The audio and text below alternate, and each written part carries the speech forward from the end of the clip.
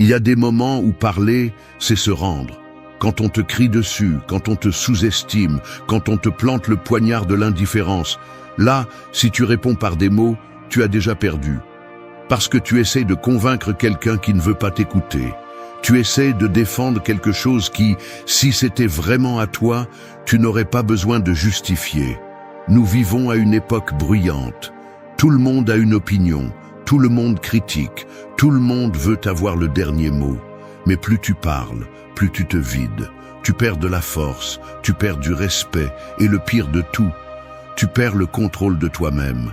Le silence stoïque n'est ni indifférence, ni lâcheté. C'est une stratégie, c'est du pouvoir, c'est regarder le chaos dans les yeux sans bouger d'un centimètre. C'est comprendre que le feu ne s'éteint pas avec plus de feu. Il se consume seul quand tu lui enlèves l'oxygène. Quand tu choisis le silence, tu retrouves la paix. Mais pas n'importe quelle paix, une paix qui impose, un calme qui dérange, une tranquillité qui crie plus fort que n'importe quel mot. Et oui, ça peut faire mal. Se taire quand on te provoque, quand on t'insulte, quand on veut t'humilier.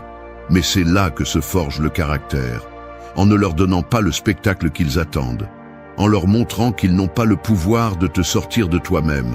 Cette vidéo n'est pas pour ceux qui cherchent la vengeance, elle est pour ceux qui cherchent le respect, pour ceux qui en ont marre de tomber dans le jeu des autres, pour ceux qui sont prêts à arrêter de réagir et à commencer à se gouverner.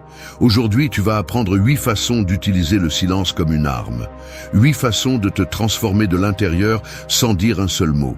Parce que parfois, la chose la plus puissante que tu peux dire, c'est absolument rien. 1. Frappe avec le silence, pas avec la voix. Quand quelqu'un t'attaque, la première chose qu'il veut est une réaction. Il ne veut pas te comprendre, il ne veut pas t'écouter, encore moins te respecter. Tout ce qu'il cherche, c'est à te faire tomber, à te faire sortir de toi-même, à te faire perdre tes moyens. Il te lance une provocation déguisée en question, en moquerie ou en critique, espérant que tu réagisses avec colère, avec anxiété, avec des explications désespérées. Parce qu'à ce moment-là, tu ne parles pas depuis ton centre, tu implores la validation. Et c'est là que tu perds. Perdre ne ressemble pas toujours à une défaite. Parfois, il semble que tu gagnes la discussion, que tes arguments sont plus forts, que tu as réussi à laisser l'autre personne sans mots. Mais si tu as dû perdre ton calme pour y arriver, tu t'es abaissé. Tu es entré dans le jeu qu'on t'a mis en face. Tu as cessé d'être toi-même. Celui qui contrôle l'énergie du moment gagne. Celui qui n'a pas besoin d'élever la voix pour que sa présence se fasse sentir gagne. Celui qui ne s'explique pas parce qu'il se comprend tout seul gagne. C'est ce que fait le silence. Il désarme. Et ça fait mal. Parce que quand quelqu'un s'attend à ce que tu exploses et que tu ne le fais pas, il se heurte à quelque chose de plus fort que ton cri, ton calme. Un calme qui n'est pas passif, il est tendu, ferme, comme le tranchant d'une épée. Un calme qui montre clairement que tu vois tout, que tu comprends tout, mais que cela ne t'affecte pas. Que tu es tellement au-dessus de ce jeu qu'il ne vaut même pas la peine de répondre. Frapper avec le silence n'est pas se rendre, ce n'est pas baisser la tête, ce n'est pas tout avaler sans rien dire. C'est une autre façon de se battre, une façon plus dangereuse, plus élégante, plus mortelle. Parce que quand tu te tais avec intention, avec maîtrise de soi, avec présence, l'autre personne se voit elle-même dans le vide, elle s'entend seule, elle se sent ridicule. Sans t'en rendre compte, tu lui montres à quel point tout ce bruit était inutile. Le stoïcisme comprenait cela à la perfection. Épictète disait que l'important n'est pas ce qui se passe, mais comment tu réagis. Et réagir n'est pas toujours agir. Parfois, la réaction la plus puissante est de ne pas bouger, de ne pas parler, de ne pas répondre. C'est laisser l'autre se briser contre sa propre énergie, qu'il se consume seul, sans ton carburant émotionnel. Parce que plus ils crient et plus ils insistent, plus ils se trahissent, plus ils montrent ce qu'ils sont. Et toi, pendant ce temps, tu restes intact. Frapper avec la voix est facile. N'importe qui peut crier. N'importe qui peut dire la première chose qu'il ressent. Mais crier n'est pas du pouvoir. Crier, c'est ce que fait quelqu'un qui a perdu le contrôle, qui est désespéré d'avoir raison, qui a besoin de gagner pour se sentir valable. En revanche, le silence ne cherche pas à gagner. Il cherche à se maîtriser. Il cherche à conserver la force. Il cherche à décider clairement quand parler et quand ne pas le faire. Et voici le secret. Quand tu choisis le silence, tu gagnes du temps. Du temps pour réfléchir, du temps pour voir la situation de haut, du temps pour décider si cela vaut la peine d'agir ou s'il vaut mieux lâcher prise. Tu utilises le silence comme un bouclier, mais aussi comme une épée. Parce que chaque mot que tu gardes n'est pas une faiblesse, c'est une affirmation que tu décides. Tu choisis quand parler, tu choisis quand il vaut la peine d'entrer en bataille. Le silence met mal à l'aise, parce que celui qui ne réagit pas ne peut pas être manipulé.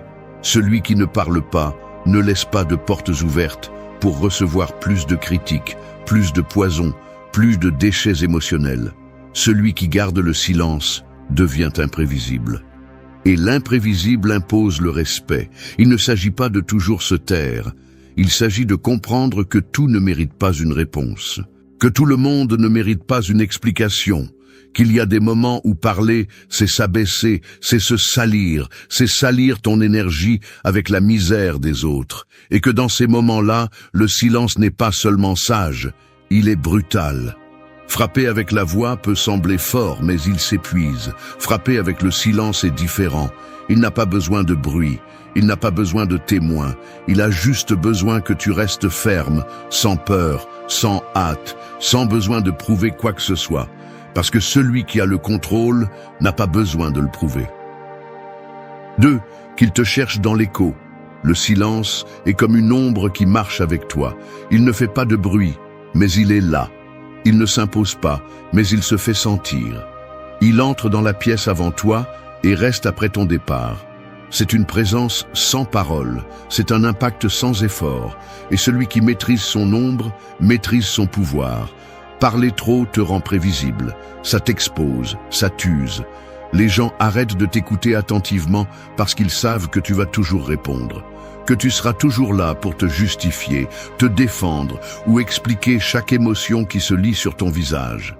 Mais celui qui sait garder le silence devient un mystère. Et ce que l'on ne comprend pas, on le respecte ou on le craint. C'est l'avantage de celui qui décide de disparaître de la conversation sans disparaître de la scène. Le silence a un écho. Il laisse une vibration dans l'air qui oblige l'autre à se regarder, à se poser des questions, à imaginer ce que tu pourrais penser, ce que tu ressens vraiment, ce que tu pourrais être sur le point de dire. Cet écho pèse plus que n'importe quel argument, car il oblige l'autre à construire ton message dans son esprit. Et dans cet effort pour te déchiffrer, naît le respect, naît le doute, naît le besoin de te comprendre. Dans un monde désespéré d'opiner, celui qui se tait devient magnétique. Non pas pour ce qu'il dit, mais pour ce qu'il n'a pas besoin de dire. Non pas pour ce qu'il montre, mais pour ce qu'il laisse cacher à dessein. C'est comme si, au milieu de tout ce bruit, surgissait une pause que personne n'a demandée, mais que tout le monde ressent. Une pause dense, puissante, qui coupe l'air. Une pause qui te fait tourner la tête et regarder celui qui ne dit rien, juste pour confirmer qu'il est toujours là. Et oui, il est là, en silence, mais plus présent que quiconque. Il ne s'agit pas de devenir inaccessible ou de se taire par peur, c'est une décision consciente. C'est savoir que ta voix vaut plus quand tu ne l'utilises pas tout le temps. Que ta parole est une ressource précieuse, pas quelque chose que tu distribues par anxiété ou par besoin d'approbation. La voix du sage est réservée pour ce qui est nécessaire, pas pour nourrir le vide des autres. Celui qui te respecte vraiment te cherchera même en ton absence, même dans cet espace que tu laisses en blanc. Parce que le silence devient un filtre. Il sépare ceux qui voulaient seulement te manipuler de ceux qui te valorisent vraiment. Et dans cet espace que tu laisses, le véritable lien se révèle. Il est facile de penser que si tu n'expliques pas tout, on va te mal interpréter, que si tu ne réponds pas, on va t'accuser, que si tu ne réagis pas, on va croire que tu ne te soucies pas. Mais ce n'est pas ton problème. Ta responsabilité n'est pas de contrôler l'esprit des autres. Ta responsabilité est de rester ferme dans ton centre, sachant que tu n'as pas besoin de donner des explications chaque fois que quelqu'un ne comprend pas ton silence. Le stoïcisme voit le silence comme une forme de clarté. Un terrain fertile, où les émotions baissent de volume, où les idées se mettent en ordre et où le caractère prend forme. Ce n'est pas de la passivité, c'est de la préparation, c'est de la maîtrise, c'est choisir d'être au-dessus de l'impulsion. Celui qui ne supporte pas ta tranquillité ne cherche pas à te connaître, il cherche à te briser. Et c'est là que tu dois rester immobile, tendu à l'intérieur peut-être, mais inébranlable à l'extérieur, parce que ce silence qui les dérange tant est ta protection. C'est ta réponse, c'est ta victoire. Devenir quelqu'un qui laisse une empreinte dans l'écho, c'est devenir inoubliable sans avoir besoin de forcer ta présence. C'est te retirer de la scène sans perdre ta place. Parce que même sans parler, tu dis quelque chose que tout le monde n'est pas prêt à comprendre. Et c'est là que réside la force. Être si solide à l'intérieur que tu n'as pas besoin de crier pour être entendu. Si ferme dans ta valeur que tu n'as pas besoin de l'expliquer.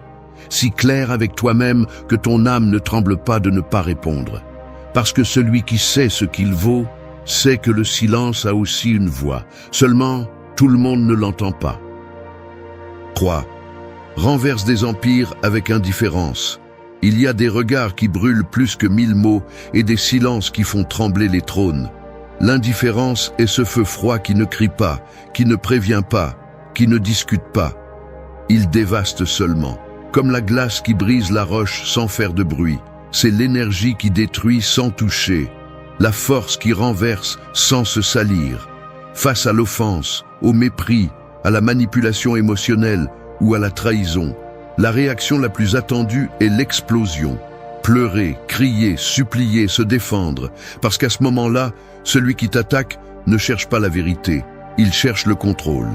Il cherche à voir que sa présence te domine encore, que ses mots t'affectent encore, que ses actions ont toujours le pouvoir de bouger ton monde. Mais l'indifférence, ça leur fait mal à un autre niveau, parce qu'elle ne nie pas seulement l'attention, elle nie l'existence. Et dans un monde obsédé par être vu, ignorer, c'est détruire. L'indifférence n'est pas de la haine. La haine est encore un lien. Il y a encore de l'émotion, il y a encore une réaction, il y a encore une connexion. Mais celui qui devient indifférent devient libre, parce qu'il n'est pas lié au besoin de vengeance, ni au désir de s'expliquer, ni à l'impulsion de corriger ce qui est déjà pourri. Il s'éloigne simplement, il s'éteint, il s'efface. Et cela, pour celui qui vit du conflit, est insupportable. Le stoïcien ne hait pas. Le stoïcien ne s'abaisse pas à ressentir de la colère pour ce qu'il ne peut pas contrôler. Le stoïcien lâche prise. Il laisse aller. Non pas parce qu'il ne se soucie pas, mais parce qu'il a déjà compris qu'il y a des batailles qui se gagnent sans lever une seule arme. Et c'est l'une des plus grandes. Refuser ton énergie à celui qui ne la mérite pas. Il y a des gens qui se nourrissent de tes réactions, qui ont besoin de te voir perturbé pour se sentir important, qui ont besoin de te voir confus, rancunier, blessé pour justifier leur pouvoir sur toi. Et au début, il est difficile de lâcher prise. Tu veux clarifier ce que tu ressens. Tu veux qu'ils comprennent le mal qu'ils ont fait. Tu veux qu'ils reconnaissent leur erreur. Mais ils ne le feront pas, parce que leur objectif n'était jamais de te comprendre, c'était de te dominer. Et c'est là que l'indifférence entre en jeu comme une sentence. Tu n'as plus de place dans mon monde. Ne pas réagir ne signifie pas ne pas ressentir. Cela signifie avoir ressenti assez pour choisir la paix plutôt que la guerre. Cela signifie être tellement au-dessus de cette dynamique toxique que tu décides de ne pas en faire partie. Parce que le plus courageux n'est pas toujours d'attaquer. Parfois, le plus courageux est de ne pas répondre, de ne pas regarder en arrière, de ne rien expliquer, de simplement fermer la porte. Et le plus brutal est ceci. Pendant que tu décides de vivre en paix, l'autre vit dans le doute. Pendant que tu continues d'avancer, l'autre reste coincé dans ce qu'il ne comprend pas. Ton indifférence devient son châtiment. Parce que le silence peut laisser de l'espace, mais l'indifférence laisse un vide qui crie, un vide qui pèse, un vide qui montre clairement que tu ne reviendras pas. Être indifférent n'est pas être froid, c'est avoir des standards, c'est savoir que tout ne mérite pas ton énergie, que tout le monde ne mérite pas ta version la plus forte, la plus claire, la plus authentique. C'est réserver ta présence à ceux qui te respectent, à ceux qui savent ce que tu vaux sans que tu aies besoin de l'expliquer. Dans la pratique stoïcienne, ignorer n'est pas mépriser, c'est choisir où mettre ton attention. Et ton attention est ton pouvoir. Ce que tu nourris grandit, ce que tu ignores meurt. Et si quelqu'un ou quelque chose te fait du mal, le pire que tu puisses faire est de continuer à lui donner ton focus. Parce que c'est là que tu perds. C'est là que tu t'épuises. Mais en tournant le regard, en cessant de répondre, en disparaissant émotionnellement, tu dis tout. Tu traces une limite, tu construis du respect. Et parfois, tu renverses un empire. Pas avec des cris, pas avec des bagarres, pas avec des explications, mais avec le silence glacial de quelqu'un qui n'a plus besoin de rien de personne. 4. N'explique pas le soleil. Il brille simplement. Personne ne regarde le soleil et ne lui demande de justifier sa lumière. Personne ne se tient devant l'aube pour se demander si elle mérite d'être là. Le soleil apparaît simplement. Il se lève, il illumine, et cela suffit, parce que sa présence est son argument, son existence est sa déclaration. C'est ainsi que tu devrais être. Trop souvent, tu t'es senti obligé de t'expliquer, de justifier qui tu es. Pourquoi tu agis comme tu agis, pourquoi tu penses ce que tu penses. Comme si ta valeur dépendait de ta capacité à convaincre les autres. Comme si tu avais besoin de la permission du monde pour briller. Mais tu n'en as pas besoin. Tu n'es pas né pour être approuvé. Tu es né pour être réel. Et parfois, être réel signifie déranger. Chaque fois que tu essaies de justifier ta croissance, ton silence, tes limites ou ta vision, tu donnes ton énergie au jugement des autres. Tu implores la compréhension dans un monde qui souvent ne veut pas comprendre, seulement contrôler. Tu éteins ton feu pour que les autres ne brûlent pas. Mais depuis quand le soleil demande-t-il la permission de se lever? Le stoïcien comprend que toutes les batailles ne se livrent pas avec des mots, que tout n'est pas discutable, que tout le monde ne mérite pas une explication. Parce que celui qui te valorise le comprend déjà. Et celui qui ne le fait pas ne le comprendra pas même si tu lui écris un manuel entier. Alors, pourquoi te perdre dans cette bataille? Pourquoi ouvrir ton âme dans un endroit où ils veulent seulement l'utiliser contre toi? Briller en silence est une des armes les plus puissantes qui existent.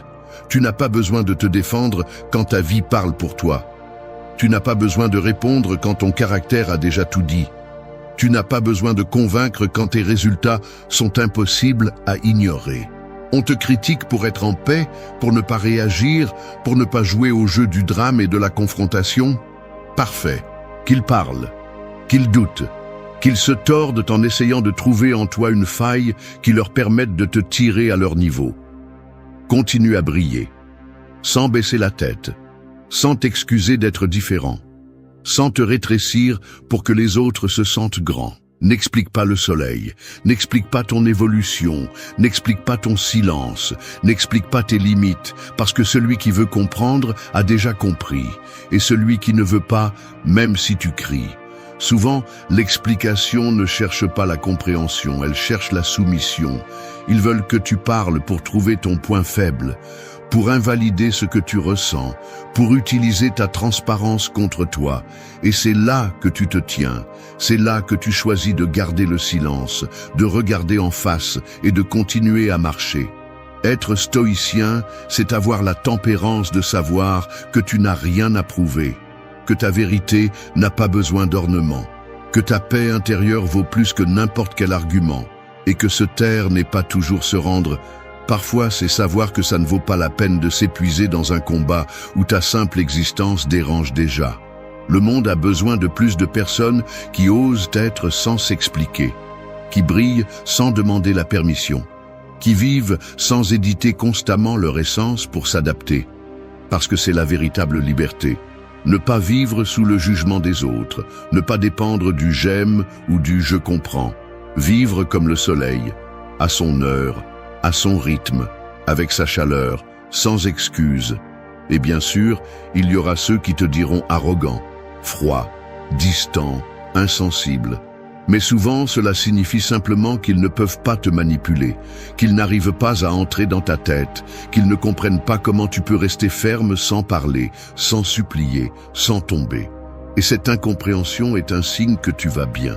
Briller est dangereux, parce que cela illumine ce que d'autres essaient de cacher, parce que cela dérange ceux qui préfèrent l'obscurité. Mais ton devoir n'est pas de t'obscurcir pour eux. Ton devoir est de brûler, même si d'autres sont dérangés par la chaleur. Alors n'explique pas le soleil, brille simplement, qu'il te regarde, qu'il t'envie, qu'ils soient dérangés, qu'ils essaient de te rabaisser, peu importe. Ton silence les confronte déjà, ta présence les défie déjà, et ta lumière, même si tu ne la défends pas, brûle déjà ce qui ne peut pas l'atteindre.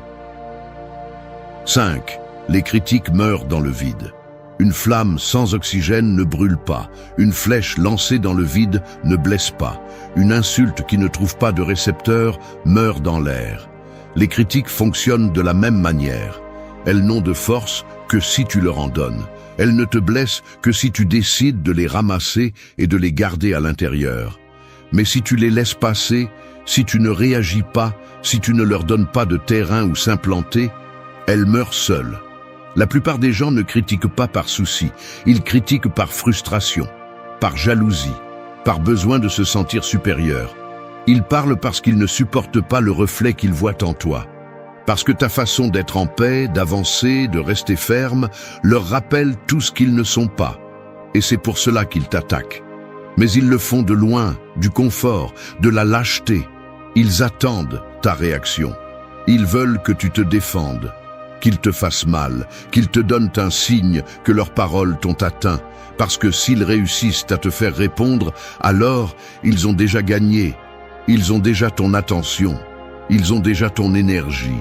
Et s'ils réussissent à te faire t'énerver, à expliquer, à demander pardon pour être qui tu es, alors ils ont aussi ton respect, même s'ils ne le méritent pas. Le stoïcien n'est pas de pierre, mais il choisit ce qui l'affecte. Parce qu'il comprend que tout ne mérite pas une réponse, que toutes les opinions n'ont pas de valeur, que tous les commentaires qui te sont lancés de l'ombre ne méritent pas d'être reçus avec de la lumière. Parfois, la chose la plus intelligente que tu puisses faire est de ne rien faire. Laisse-les parler, laisse-les critiquer, laisse-les s'épuiser seuls pendant que tu restes concentré sur ce qui est à toi. Se taire face à la critique n'est pas une faiblesse, c'est une maîtrise. C'est savoir que donner des explications constantes est une forme d'esclavage. Que vivre en défendant ta valeur face à celui qui n'a pas la sienne est une perte de temps. Parce que celui qui veut te comprendre le fait déjà. Et celui qui ne veut pas ne le fera pas même si tu lui donnes ton âme sur un plateau. Il y a quelque chose de plus puissant qu'une réponse bien pensée. Le silence absolu. Ce vide où la critique rebondit sans force, où le mot venimeux se dissout sans écho, où le jugement ne trouve pas d'entrée et tombe seul. Ce vide est ton bouclier. C'est l'espace qui sépare ton monde du bruit extérieur. Bien sûr, c'est difficile. Parfois, la critique vient de quelqu'un de proche. Parfois, elle touche de vieilles blessures. Parfois, elle frappe là où ça compte le plus pour toi. Mais c'est là que ton pouvoir est mis à l'épreuve. Non pas en évitant qu'ils parlent, mais en évitant qu'ils t'entraînent. Parce qu'ils vont toujours parler. Il y aura toujours quelqu'un qui ne comprend pas ton chemin, qui n'accepte pas ta façon de faire, qui ne supporte pas ton calme. Mais ce n'est pas ton fardeau. Le silence face à la critique est une déclaration. Un message clair qui dit « Ton jugement ne m'intéresse pas. Je n'ai pas besoin de ton approbation. Je ne suis pas ici pour correspondre à ta carte mentale. Je suis ici pour suivre la mienne. » Et si cela te dérange, ce problème ne me concerne pas. Parfois, la meilleure réponse est de continuer à avancer sans regarder en arrière. Continuer à briller pendant qu'ils essaient d'éteindre ta lumière avec des mots. Continuer à grandir pendant que leurs critiques pourrissent dans leurs propres ressentiments. Parce qu'à la fin de la journée, tu restes avec tes actions, tes réalisations, ta vérité. Ils ne restent qu'avec leur opinion. Et l'opinion sans impact s'oublie. Le silence est le cimetière des critiques. Il n'y a pas de discussion, pas d'explication, pas de drame. Juste un calme ferme qui dit tout sans rien dire. Et dans ce calme, la critique perd de sa force, perd de son sens, perd de sa vie. Parce que sans ta réaction, elle n'a nulle part où vivre. Alors ne nourris pas ce que tu veux voir mourir, ne parle pas à celui qui veut seulement te détruire, ne défends pas ce qui est déjà évident. Vis de telle manière que ton exemple crie plus fort que n'importe quelle insulte. Et quand ils t'attaquent, laisse leurs mots se noyer dans le vide que tu as créé pour te protéger. Parce que là, dans ce vide, c'est là que meurent les critiques. 6. Réponds comme un moine dans le feu. Imagine un moine au milieu des flammes. Le chaos l'entoure, la chaleur l'enveloppe. Tout crie qu'il doit courir, réagir, se briser. Mais il ne bouge pas, il ne crie pas, il ne supplie pas, il ne hait pas. Il est juste là, calme, entier, ferme dans son centre alors que le feu essaie de le dévorer. C'est l'image de quelqu'un qui a maîtrisé son âme. C'est l'attitude stoïcienne dont tu as besoin chaque fois que le monde essaie de te mettre en feu. Tu ne peux pas contrôler le feu, mais tu peux contrôler ta réponse. Et c'est la différence entre celui qui survit et celui qui se détruit. Parce que dans la vie, le feu arrive. Parfois sous forme de critique, parfois sous forme de trahison, parfois déguisé en indifférence ou en mépris. Il te pousse, il te brûle, il te provoque. Et tout en toi crie pour exploser. Mais exploser est ce qu'ils veulent, ce qu'ils attendent, ce qui les nourrit. Répondre comme un moine dans le feu n'est pas se retenir, c'est comprendre qu'il y a une force plus grande que l'impulsion, que tu n'es pas ton émotion, que tu n'es pas obligé de réagir comme ils l'attendent, que tu peux regarder le conflit dans les yeux et rester toi-même, sans te rabaisser, sans te briser, sans céder le contrôle de ton énergie à personne. Celui qui maîtrise son intérieur maîtrise le moment, et celui qui maîtrise le moment maîtrise le résultat. Parce que le feu ne s'éteint pas avec plus de feu, il ne se contrôle pas en criant, ni en frappant, ni en rendant le mal. Il s'éteint avec présence, avec direction, avec conscience, avec ce calme brutal qui dit « Tu ne vas pas me sortir de moi ». Au milieu d'une discussion, d'une provocation ou d'une situation injuste, le plus courageux n'est pas toujours de se battre. Parfois, c'est de rester immobile, répondre doucement. Ou ne pas répondre du tout, non pas parce que tu n'as rien à dire, mais parce que tu sais que ça ne vaut pas la peine de le dire. Que le prix de ta paix est plus élevé que le besoin d'avoir raison. Être comme ce moine dans le feu signifie que tu ne te définis pas par ce qui se passe en dehors de toi. Que ton pouvoir n'est pas dans le fait de gagner des discussions, mais dans le fait de ne pas te perdre en elles. Que tu ne cherches pas à prouver ta force en criant, mais avec contrôle. Parce que celui qui maîtrise le feu intérieur n'a pas besoin de combattre chaque étincelle externe. Dans le stoïcisme, c'est le but, garder l'esprit calme au milieu de la tempête. Être maître de tes émotions même dans la douleur. Choisir de ne pas répondre à partir de la blessure, mais à partir de la clarté. Et cela ne te rend pas faible, cela te rend invincible. Celui que tu ne peux pas provoquer, tu ne peux pas le contrôler. Et celui qui ne se laisse pas contrôler devient dangereux pour ceux qui dépendent du chaos, parce que ton calme les désarme, ton silence les confond, ta fermeté les confronte sans avoir besoin de toucher un seul de leurs cheveux. Et cela leur brûle plus que n'importe quel mot. Répondre comme un moine dans le feu ne signifie pas que tu ne ressens pas. Cela signifie que tu choisis quoi faire avec ce que tu ressens, que tu décides de ne pas agir à partir de la douleur, mais à partir de l'intégrité, que tu ne donnes pas ta paix à celui qui veut seulement la voir se briser. Et oui, au début c'est difficile, le corps tremble, la colère pointe, l'injustice brûle, mais si tu arrives à te tenir là, dans ce feu, sans bouger, tu en sortiras plus fort, plus sage, plus libre, parce que tu n'es plus une victime du moment. Tu es le maître du moment. Chaque fois que la vie te met à l'épreuve, rappelle-toi du moine dans le feu. Rappelle-toi qu'il y a un pouvoir à ne pas céder, qu'il y a une dignité à ne pas se rabaisser, qu'il y a une force immense à résister sans attaquer. Parce que parfois, l'acte le plus puissant n'est pas de frapper, c'est de ne pas bouger. Et à ce moment-là, alors que tout brûle autour, alors qu'ils attendent que tu cries ou que tu fuis, tu es là, silencieux, ferme, présent, comme si le feu faisait partie de toi, comme s'il ne pouvait plus te faire de mal. Parce que tu as compris quelque chose que la plupart ne comprennent jamais. Celui qui maîtrise le feu à l'intérieur n'a plus peur du feu à l'extérieur. 7. Marche comme celui qui n'a pas besoin de témoins. Il n'y a rien de plus puissant qu'une personne qui avance sans avoir besoin d'être vue, sans caméra, sans applaudissements, sans témoins. Juste des pas fermes, juste une direction, juste un but. Parce que celui qui marche ainsi ne le fait pas pour validation, il le fait par conviction. Le bruit du monde crie « Regarde-moi », publie tout, expose tout, que tout le monde sache combien tu te bats, combien tu souffres, combien tu réussis. Mais ce n'est pas de la force, c'est de la dépendance, c'est vivre attaché au reflet, pas à l'essence. C'est marcher seulement si quelqu'un t'applaudit, et cela te rend faible. Le stoïcien marche à l'intérieur. Il n'a pas besoin d'être compris, ni d'être admiré. Il sait qui il est, il sait où il va, et cela suffit. Sa vie n'est pas un spectacle, c'est un chemin. Et il ne s'arrête pas par manque de public, il continue.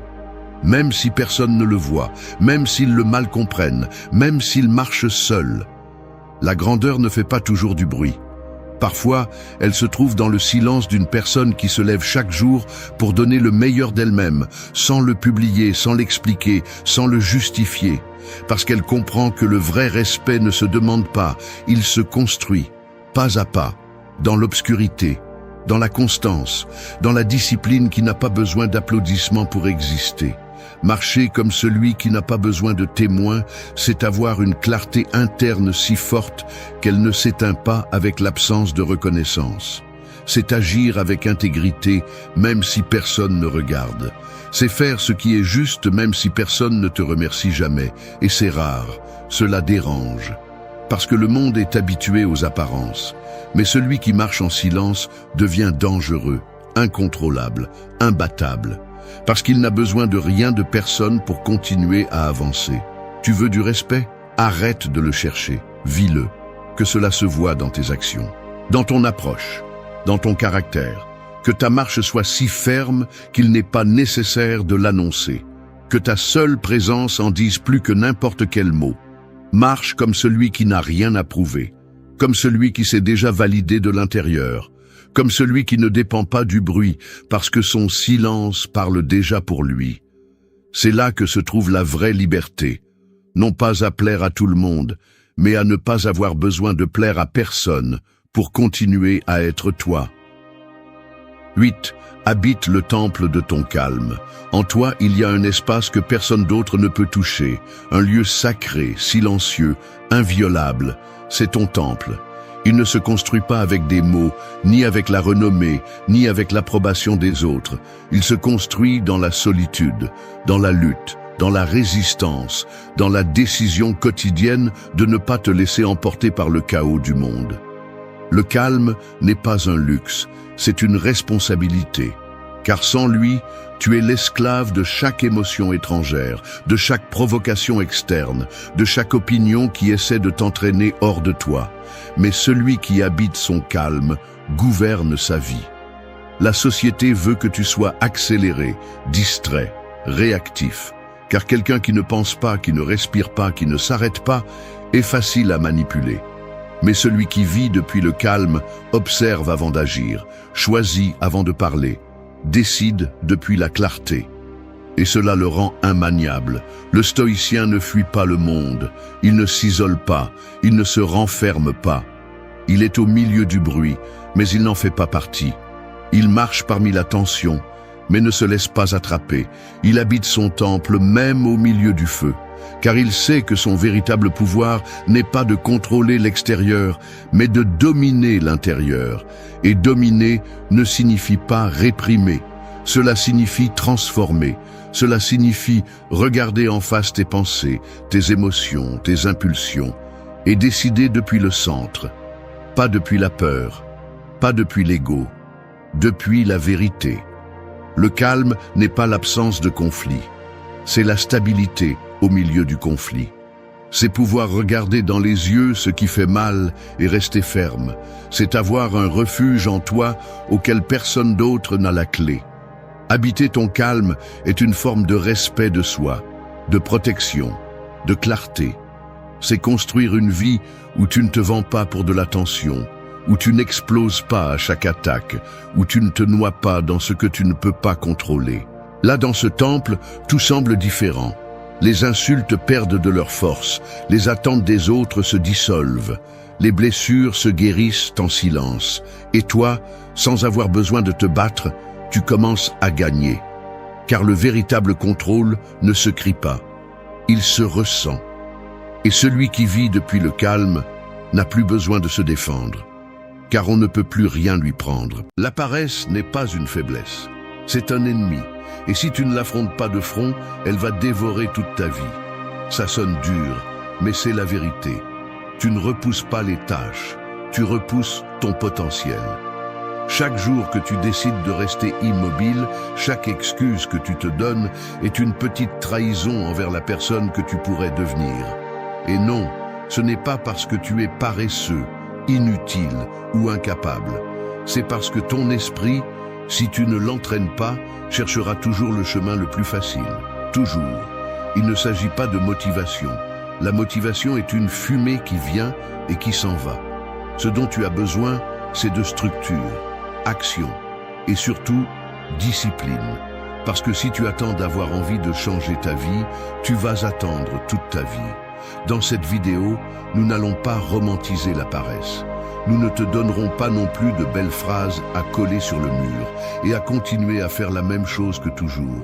C'est un appel à l'attention, une invitation inconfortable mais nécessaire, à arrêter de te justifier, à arrêter d'être spectateur de ta propre vie, à arrêter de vivre endormi.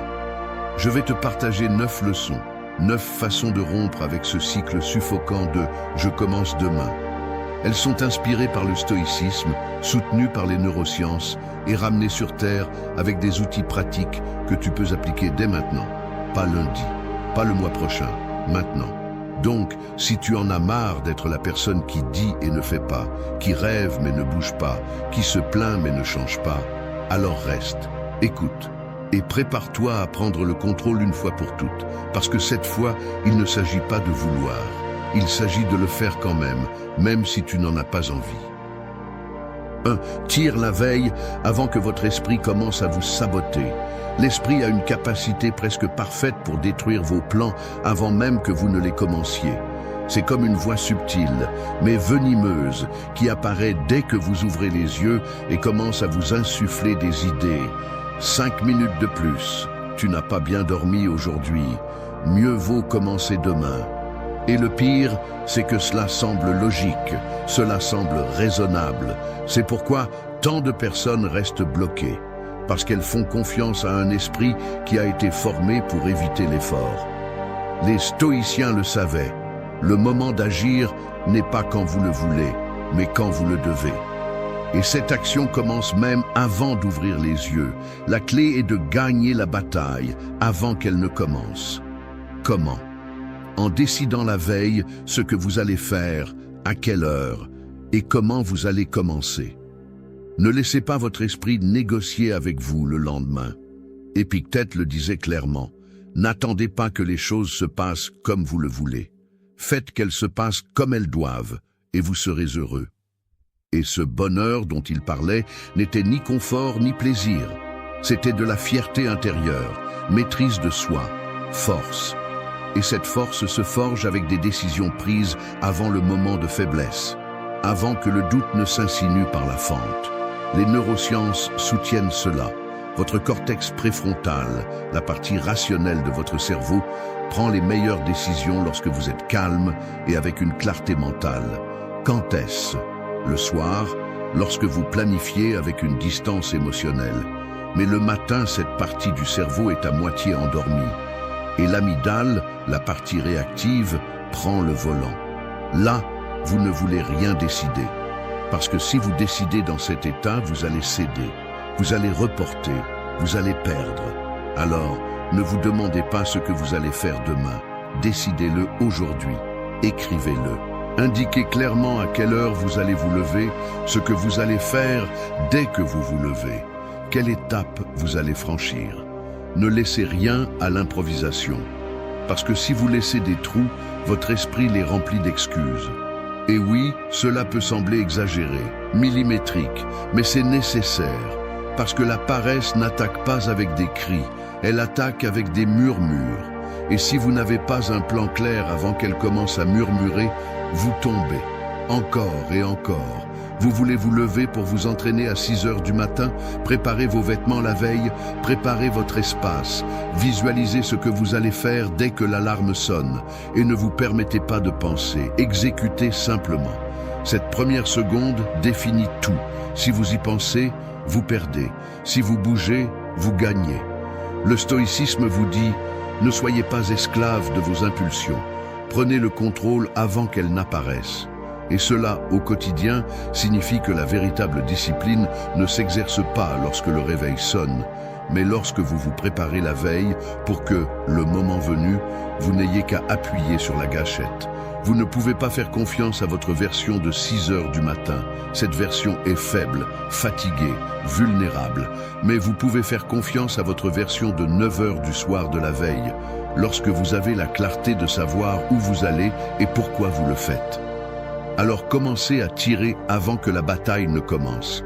Parce que lorsque tout est prêt, lorsque vous savez déjà ce que vous devez faire, il n'y a pas de place pour le doute. Il n'y a qu'une option, le faire. 2. Gagnez le moment avec un pas minuscule. La plupart des gens perdent le combat contre la paresse parce qu'ils essaient de gagner avec une guerre entière. Ils se lèvent un jour avec de l'énergie et disent « Maintenant oui, je vais changer ma vie ». Et ils se mettent une liste de 20 choses, des horaires extrêmes, des routines de 3 heures, tout d'un seul coup. Qu'est-ce qui se passe? Au bout de 3 jours, ils craquent et ils reviennent à leur routine habituelle. Parce qu'ils ont essayé d'escalader toute une montagne sans regarder où ils mettaient les pieds en premier. Le secret réside dans le minimum, dans le plus petit pas. Parce que lorsque tu es dans ce moment où tu n'as pas envie de faire quoi que ce soit, lorsque ton corps pèse 1 tonne et que ton esprit veut te convaincre de tout remettre à plus tard, tout ce dont tu as besoin est de gagner un instant. Juste un. Pas toute la journée, pas la semaine, juste la minute suivante. Tu te lèves et tu ne veux pas t'entraîner. Bien. N'entraîne pas. Mets simplement tes vêtements, rien de plus. Si tu ne veux pas travailler, ouvre l'ordinateur, rien que ça. Si tu dois nettoyer ta chambre, commence par plier un t-shirt. Aussi ridicule que cela puisse paraître, aussi facile que cela puisse paraître, parce que ce petit pas n'est pas l'objectif, c'est la rupture du schéma. La science est claire, l'activation comportementale est un outil brutal contre l'inertie. Tu n'as pas besoin de motivation pour agir. Tu as besoin d'agir pour générer de la motivation. Le mouvement génère de l'élan. Et l'élan, même minime, change tout. C'est comme pousser une pierre. Au début, c'est difficile. Mais une fois qu'elle bouge, elle continue de rouler toute seule. Ton esprit va toujours surdimensionner la tâche. Il va la gonfler. Il va la transformer en un monstre impossible. Et c'est là que le truc entre en jeu, la dégonfler, la rendre si simple que tu ne peux pas dire non. Parce qu'il est très difficile de te convaincre de soulever 30 kilos. Mais il n'est pas si difficile de prendre l'haltère. Et une fois que tu l'as prise, c'est fait. Le corps s'active. L'énergie change. Et soudain, tu as fait ce que tu étais sur le point de remettre à plus tard. Tu n'essaies pas de transformer ta vie du jour au lendemain. Tu essaies de changer ta réaction à ce moment critique où tout dépend d'une petite action. Un geste minimal qui brise la paralysie. C'est ce que tu dois chercher, des micro-victoires. Accumule-les, jour après jour, minute après minute. Parce que si tu gagnes ce moment, tu gagnes le suivant. Et si tu gagnes 2 moments, tu as déjà l'élan en ta faveur. N'attends pas de te sentir capable, ne te demande pas si tu as de l'énergie. Ignore cette conversation mentale, agis directement, cherche le plus petit pas possible et fais-le, même si c'est avec réticence, même si c'est à contre-cœur, même si cela n'a pas de sens sur le moment, parce qu'à ce moment-là, sans que tu t'en rendes compte, tu entraînes quelque chose de beaucoup plus fort que la motivation. Tu entraînes ta capacité à agir sans dépendre de comment tu te sens. C'est de la vraie discipline, c'est du pouvoir, pas celui des grands plans, pas celui des phrases inspirantes, mais le vrai pouvoir de dire à ton esprit « Peu importe si je n'ai pas envie, je vais commencer quand même ». Et ce mot est clé, commencer, pas finir, pas le faire parfaitement, pas tout faire, juste commencer. Parce que si tu apprends à commencer quand tu n'en as pas envie, tout change. La paresse n'est pas vaincue par des cris. Elle est vaincue par un seul pas, le plus petit, le plus simple, le plus immédiat. Alors, la prochaine fois que tu ressens cette pression invisible qui te paralyse, ne pense pas à ce que tu dois accomplir.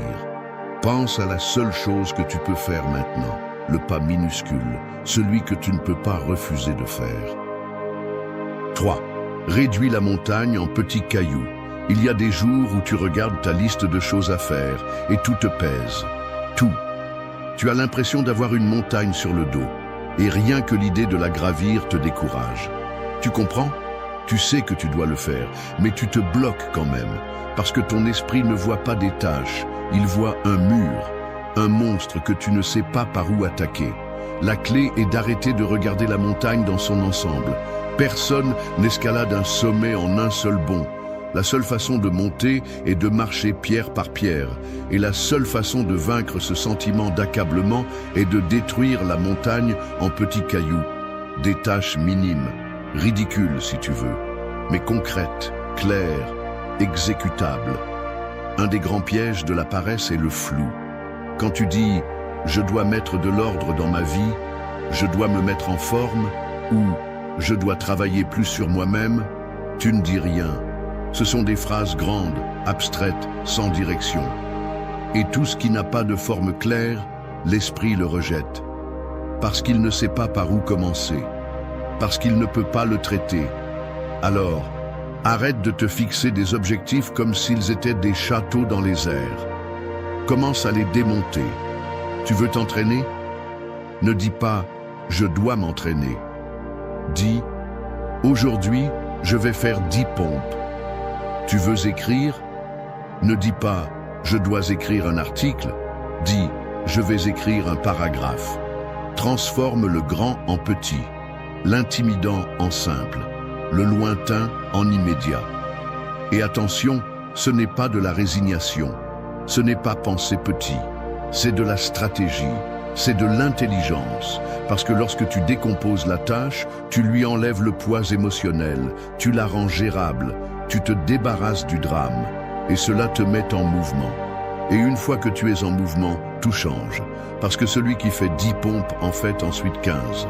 Celui qui écrit un paragraphe finit ensuite une page. Mais d'abord, il faut entrer, briser l'inertie. Il y a quelque chose que tu dois comprendre. L'esprit a peur du tout, mais pas du morceau. Tu n'as pas peur de nettoyer ta maison.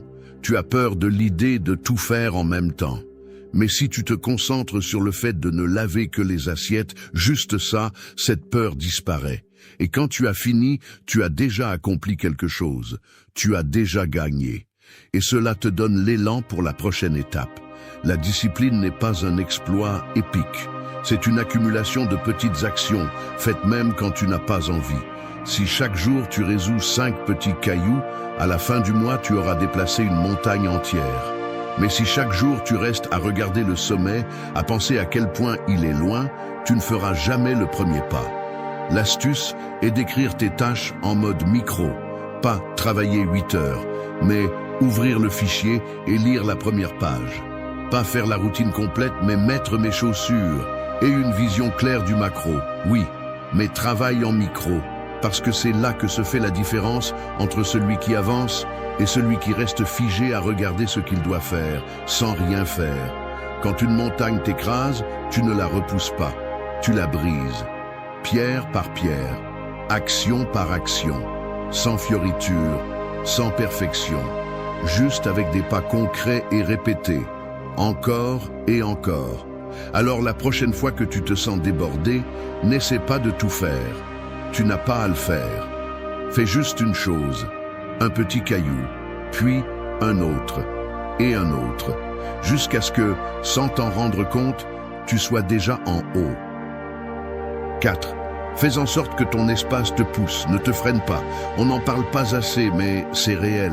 Ton environnement te façonne. Ce qui t'entoure n'est pas neutre. Soit il te pousse en avant, soit il te tire vers la médiocrité.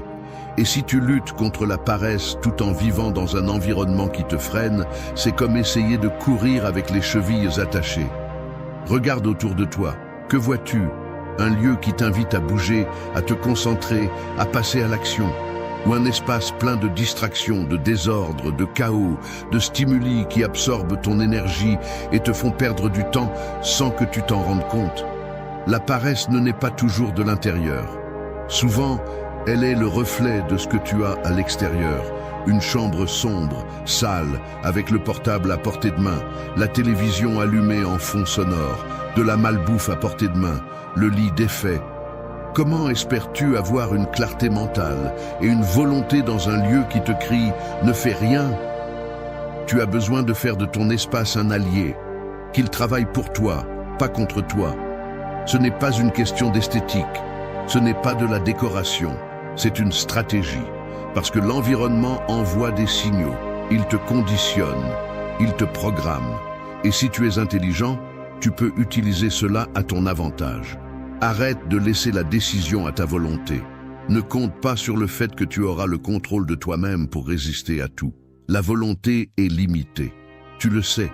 Ce que tu dois faire, c'est concevoir ton espace pour qu'il te pousse à faire ce qui est juste sans que tu aies à y penser autant. Tu veux arrêter de perdre du temps sur les réseaux sociaux? Éloigne ton portable. Mets-le dans une autre pièce. Tu veux travailler en te concentrant? N'aie que le nécessaire sur la table. Pas de distraction. Tu veux t'entraîner dès que tu te lèves? Prépare tes vêtements, mets les poids à leur place, libère l'espace. L'environnement idéal n'est pas le plus beau. C'est celui qui te fait agir avec moins d'effort mental, qui t'invite au mouvement, qui te rappelle sans mots ce que tu dois faire. Parce que la paresse grandit dans le désordre, dans le confort excessif, dans le chaos visuel et mental. La neuroscience le rend clair. Plus le chemin vers l'action est simple, plus il est probable que tu le fasses. Si tu dois prendre 10 micro-décisions avant de commencer, tu seras épuisé avant de démarrer. Mais si tout est prêt, ordonné, à portée de main, si ton espace dit « allons-y », ton corps obéit presque sans y penser. Et c'est important. Il n'est pas nécessaire d'avoir une maison parfaite ou un bureau de magazine. Il suffit qu'il y ait de l'ordre, de la fonctionnalité et des stimuli qui te rappellent ton but. Cela peut être un cahier avec tes objectifs bien en vue, une phrase qui te met le feu, un environnement où tu te sens actif. Cela change déjà tout. Fais aussi l'inverse, élimine ce qui te freine.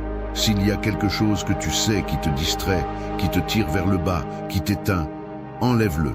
Brise cette idée que tu peux cohabiter avec la tentation sans céder.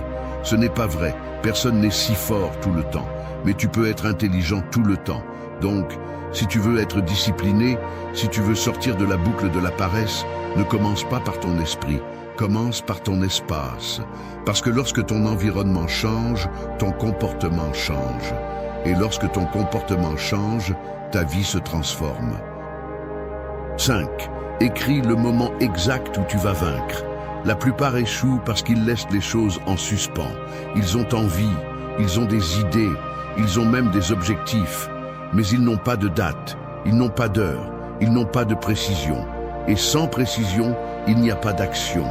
Si tu ne sais pas quand tu vas faire quelque chose, tu ne le feras jamais. Parce que ce qui n'est pas écrit n'existe pas. Ce qui n'a pas un rendez-vous concret se dilue entre les distractions, les excuses et les oublis. Ton esprit est expert pour repousser les décisions. pour changer l'important par l'urgent. C'est pourquoi tu as besoin de sortir l'engagement de ta tête et de le mettre sur papier, sur un calendrier, dans la réalité. Tu as besoin de déclarer la guerre à la paresse avec une heure exacte, avec une action spécifique, comme si c'était une réunion avec toi-même à laquelle tu ne peux pas manquer. Il ne suffit pas de dire « je vais m'entraîner demain ». Demain n'est pas une heure, demain n'a pas de forme. Tu dois dire « je vais m'entraîner à 7h30 avec cette routine pendant 30 minutes ». Cela change tout, parce que tu ne laisses pas de marge à ton esprit pour commencer avec le plus tard. Le plus tard est le refuge de ceux qui ne commencent jamais. Le plus tard tue plus de rêves que l'échec, parce qu'il te fait croire que tu repousses avec contrôle, alors qu'en réalité tu renonces sans t'en rendre compte. Quand tu écris ce que tu vas faire, comment et à quelle heure, ton cerveau commence à se préparer. L'esprit déteste l'incertitude, mais si tu lui donnes de la clarté, il s'aligne, il sait à quoi s'attendre, il sait ce qui vient, et même s'il veut te saboter, il a déjà une structure à respecter, et cette structure te donne du pouvoir, parce que tu n'improvises plus. Tu exécutes un plan, ce n'est pas une obsession du contrôle, c'est un engagement envers toi-même. Et si tu ne peux pas t'engager envers toi, avec qui le peux-tu? Arrête de faire confiance à ta mémoire, arrête de dire que tu le feras quand tu auras le temps. Le temps ne se trouve pas, il se bloque, il se protège, il se défend. Si quelque chose est important, il doit être programmé comme le serait un entretien d'embauche, un rendez-vous médical ou un vol. Commence à gérer ta vie comme si tu étais quelqu'un d'important. Parce que tu l'es. Et quelqu'un d'important ne laisse pas les choses au hasard. Il ne dit pas « quand ça me prendra ». Il dit « à cette heure, je fais ça ».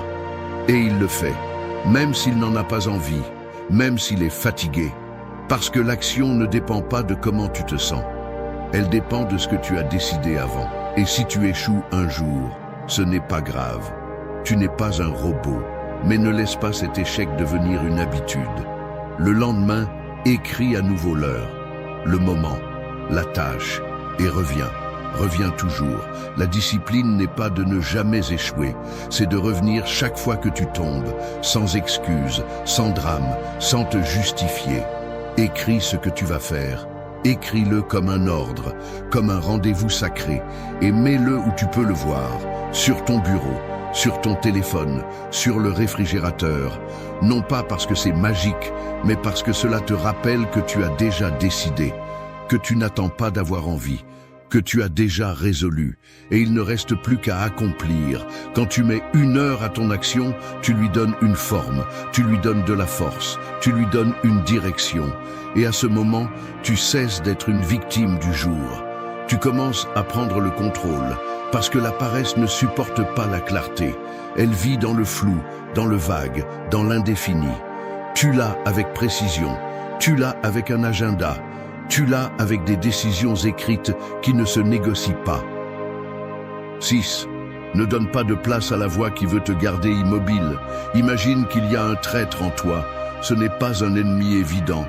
Ce n'est pas un voleur avec une cagoule, ni un monstre avec des griffes. C'est un chuchoteur, un infiltré. Quelqu'un qui se déguise en toi, qui utilise ton ton de voix, qui connaît tes pensées, tes peurs, tes excuses préférées. Et il vit là, à l'intérieur, avec toi. Ce traître apparaît chaque fois que tu es sur le point de faire quelque chose d'inconfortable. Quand tu mets tes baskets pour t'entraîner, quand tu ouvres le document pour travailler, quand tu es sur le point de te lever du lit à 6 heures du matin. Il apparaît alors avec un sourire faux et te dit « Et si on remettait ça à plus tard? Aujourd'hui n'est pas le meilleur jour. Tu es épuisé, ne te force pas. » Et toi, sans t'en rendre compte, tu l'écoutes. Mais ce type est un saboteur. Il est dans ta tête et te manipule. Il utilise ta fatigue comme excuse. Il utilise ton perfectionnisme pour te freiner. Il utilise ta peur du changement pour te maintenir tel que tu es. C'est un stratège de la stagnation. Et si tu ne le reconnais pas, il va te garder enchaîné pour le reste de ta vie. Tu veux commencer à avancer sérieusement? Tu dois chasser ce traître. Tu dois arrêter de l'écouter comme si c'était ta conscience. Parce que ce n'est pas le cas. C'est une version ancienne, faible et lâche de toi. Une version qui a appris à survivre en évitant l'effort. Et il le fait si bien qu'il te convainc que rester immobile est la chose la plus logique. La première étape est d'identifier sa voix. Cette voix qui sonne rationnelle, calme, voire aimable, mais qui au fond veut te garder immobile. Elle veut que tu sois en pause, elle veut que tu sois dans la cage. Chaque fois qu'elle apparaît, ne discute pas avec elle, ne lui explique rien, ne discute pas, fais juste le contraire. Si elle te dit de te reposer, bouge. Si elle te dit de le faire plus tard, fais-le maintenant. Si elle te dit que ça n'a pas de sens, fais-le quand même. Utilise sa présence comme un signal, parce que si elle apparaît, cela signifie que tu es sur le point de faire quelque chose d'important. Et si elle veut te freiner, c'est parce que cela va te transformer. La grande erreur est de penser que cette voix va disparaître un jour. Elle ne part pas, elle ne part jamais.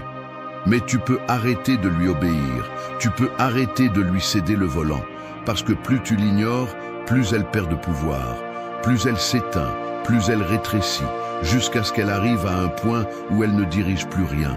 Elle est juste là, murmurant du fond, sans véritable force. Pense à cela. Cette voix est un chien qui aboie de l'intérieur. Il n'a pas de dents, il n'a pas de pouvoir, il fait juste du bruit. Et si chaque fois qu'il aboie, tu recules, il grandit. Mais si chaque fois qu'il aboie, tu avances quand même, il commence à comprendre qu'il ne commande plus. Que tu n'es pas son animal de compagnie, que c'est toi qui décides. Tu n'as pas besoin de la faire taire, tu as juste besoin d'agir sans sa permission. Parce que le véritable progrès n'arrive pas quand tout s'aligne, quand tout se sent bien. Il arrive quand tu apprends à bouger avec le bruit au-dessus, à avancer avec le traître qui crie dans ton oreille sans lui céder un pas. Alors, ne lui donne pas de place, ne le nourris pas, ne lui prête pas attention, ne l'assieds pas à la table avec toi, ne le laisse pas parler davantage. Chaque fois qu'il te parle, réponds par l'action. Parce que c'est la seule réponse qu'il comprend. Action froide, ferme, convaincante. 7. Deviens ta propre étincelle. Attendre la motivation, c'est comme attendre que le temps soit parfait pour aller courir tous les jours. Ça n'arrive pas.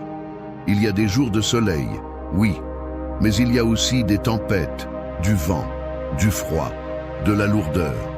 Et si tu ne bouges que quand tout se sent bien, tu ne vis pas avec intention. Tu es emporté par ce qui se passe à l'extérieur. Tu es un esclave des circonstances. Et voici une vérité inconfortable. Personne ne viendra te sauver. Personne ne frappera à ta porte avec une énergie supplémentaire. Personne ne viendra te pousser hors du lit, te motiver, te donner envie. Personne. Ce n'est pas le travail du monde de te réveiller. C'est le tien. Parce que si tu dépends des stimuli externes pour bouger, tu es cuit, tu es livré, tu es mort en vie. Tu dois devenir ta propre étincelle, cette décharge qui allume le feu sans aide, qui démarre même quand tout est sombre, même quand il n'y a pas envie, même quand rien n'inspire. Parce que c'est la différence entre celui qui obtient des résultats et celui qui rêve d'eux, celui qui agit sans attendre que le ciel s'éclaircisse. Ne te trompe pas. Il est bon d'avoir des moments de motivation. Ils sont utiles, ils se sentent bien. Mais tu ne peux pas construire ta vie là-dessus, parce que la motivation est intermittente. Elle vient et elle part. Et quand elle part, qu'est-ce qui te reste? La seule chose qui peut te soutenir est la décision, l'engagement, l'action répétée. La neuroscience le confirme, tu n'as pas besoin d'avoir envie pour commencer. C'est l'inverse. Le cerveau libère de la dopamine, non pas quand tu penses, mais quand tu fais, quand tu te mets en mouvement, quand tu agis. C'est pourquoi les 5 premières minutes sont cruciales, non pas pour attendre l'inspiration, mais pour être celui qui l'a créé. Et non, ce n'est pas facile, ce n'est pas toujours glorieux. Souvent, tu vas commencer avec de l'agacement, de la paresse, avec le corps qui te demande autre chose. Mais si à ce moment-là, tu te souviens que l'étincelle vient de toi, tout change. Parce que tu n'attends pas de magie, tu génères de l'énergie de l'intérieur. Il y a un pouvoir brutal à commencer sans envie. Parce qu'à ce moment-là, tu entraînes quelque chose que très peu de gens ont. La capacité d'agir sans condition, c'est la vraie liberté. Celle qui ne dépend pas de l'environnement, ni de l'humeur, ni du climat émotionnel du jour. c'est agir parce que tu as décidé. Et c'est tout. Pense à cela. Chaque fois que tu bouges quand tu ne veux pas, tu construis une version de toi qui n'a pas besoin d'excuses. Une version qui s'allume toute seule, qui n'attend pas l'approbation, qui n'a pas besoin de tapes sur l'épaule, ni de phrases d'auto-assistance. Elle bouge simplement. Et dans ce mouvement, elle se renforce. Et si tu ne sais pas par où commencer, ce n'est pas grave. Commence quand même. Pas avec un pas parfait, mais avec celui que tu as. Parce que ce qui est important, ce n'est pas que ça se passe bien. Ce qui est important, c'est que ça démarre. Que ça brise le silence. Que ça brûle l'inertie. Et si cette étincelle est générée par toi, il n'y a plus rien qui puisse t'arrêter. À partir de maintenant, grave cela en toi. Si tu n'as pas de motivation, c'est mieux. Parce que c'est là que tu montres qui tu es. C'est là que ton vrai caractère apparaît. Quand tu fais ce qu'il faut faire sans que personne ne te le demande, sans récompense, sans applaudissements, juste toi, contre toi, en train de gagner. Alors, arrête d'attendre que quelque chose t'allume. C'est toi qui allume la flamme, c'est toi qui te sors du trou, c'est toi qui deviens, chaque jour, l'étincelle qui ne dépend de personne. 8. Regarde ton temps comme tu regarderais ton compte bancaire. Pense que chaque matin, 24 000 pièces sont déposées sur ton compte. Chaque pièce représente une seconde. Tu ne peux pas les garder, tu ne peux pas les transférer, tu ne peux pas les récupérer.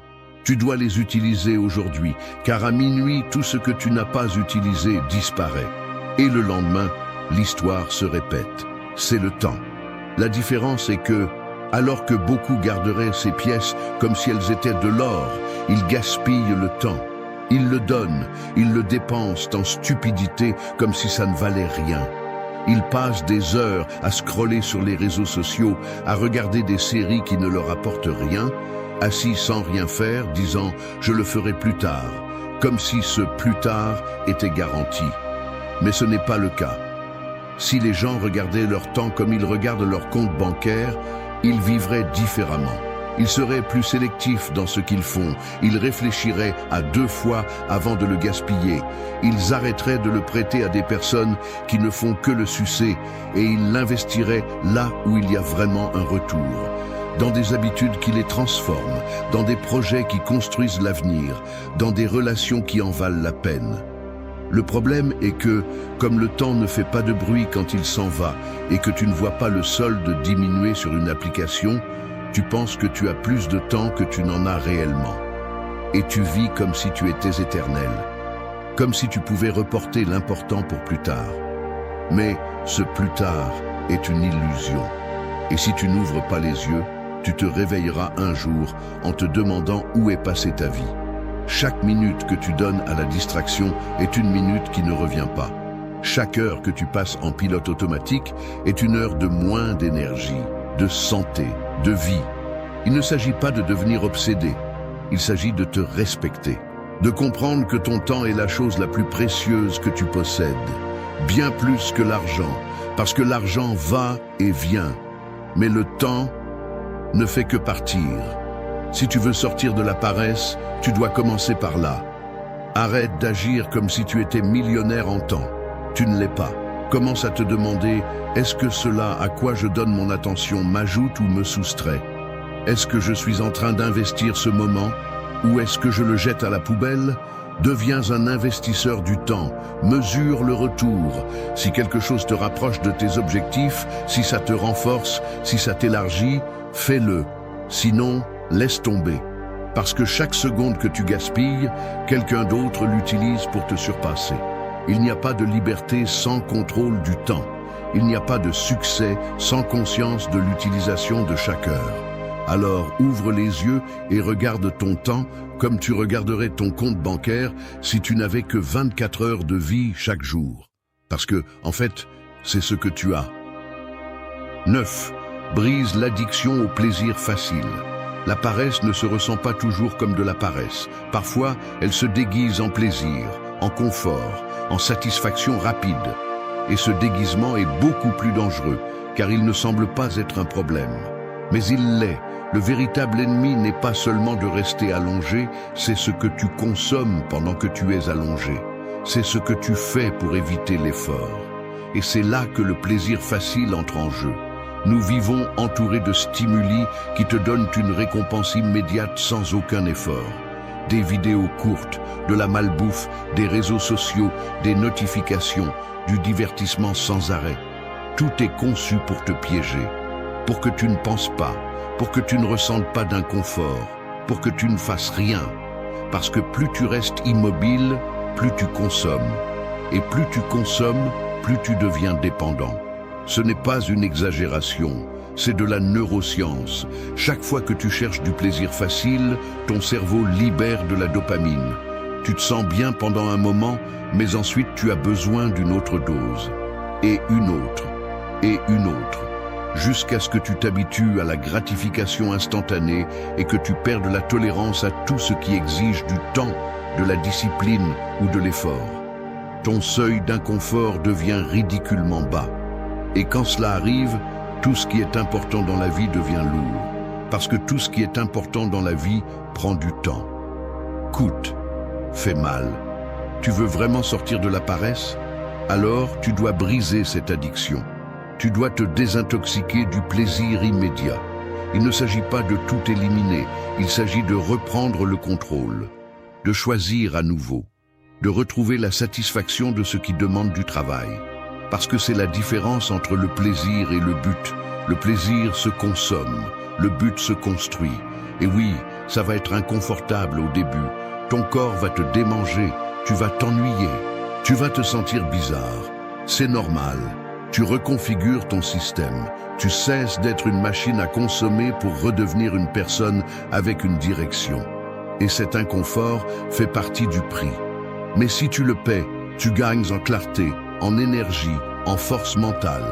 Tu retrouves la concentration, tu retrouves l'envie, tu retrouves la capacité de faire des choses difficiles. Demande-toi combien de fois par jour tu cherches du plaisir rapide. Combien de fois tu le fais pour combler le vide, pour éviter l'effort, pour ne pas te confronter à toi-même. Et commence à t'arrêter, à respirer, à ne pas répondre à l'impulsion, à choisir autre chose. Une action minimale, un mouvement simple, mais réel. Parce que chaque fois que tu choisis le but au-dessus du plaisir facile, tu gagnes en pouvoir. Et ce pouvoir est cumulatif. Il ne s'agit pas de devenir un moine, il s'agit de cesser d'être accro, de vivre avec intention, de rompre avec cette dépendance silencieuse qui te rend faible sans que tu t'en rendes compte. Parce que si tu n'oses pas passer par l'inconfort, tu ne construiras jamais rien qui vaille la peine. Le plaisir rapide est un piège, une cage brillante. Si tu veux changer ta vie, tu dois en sortir. Et cela commence par faire ce qui est difficile, même quand tout en toi veut revenir au confort. C'est là que la paresse se brise. C'est là que commence ta transformation. Merci d'être resté jusqu'à la fin de la vidéo. Si vous avez tout vu, commentez « Je suis stoïcien » comme notre signe secret, indiquant que vous êtes un véritable apprenant du stoïcisme. N'oubliez pas de vous abonner et de liker la vidéo si elle vous a plu. Rendez-vous dans la prochaine vidéo et rappelez-vous, continuez à cultiver votre esprit stoïque.